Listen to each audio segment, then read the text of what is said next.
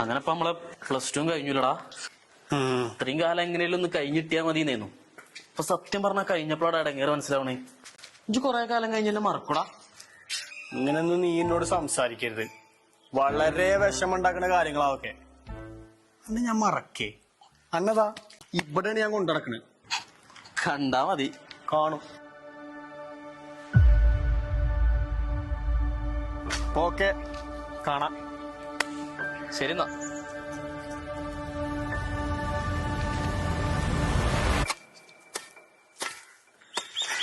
Okay okay okay okay ഇവിടെ ഒരാളുണ്ട്, ഞാൻ അടുത്ത് ചോദിച്ചു നോക്കട്ടെ. Okay, will call you back. ചേട്ടാ, ഇവിടെ ഒരു 2 ഏക്കർ സ്ഥലം കൊടുക്കാണ്ടായിരുന്നല്ലോ, അത് ഇത് തന്നെയാണോ? ആർക്കാ? എനിക്ക് തന്നെയായിരുന്നു.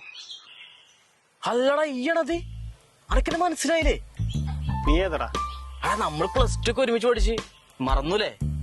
എന്തൊക്കെയായിരുന്നു ശങ്കാണ് ചോരയാണെന്നൊക്കെ പറഞ്ഞിട്ടേ. അന്ന് ഞാൻ മറക്കേ.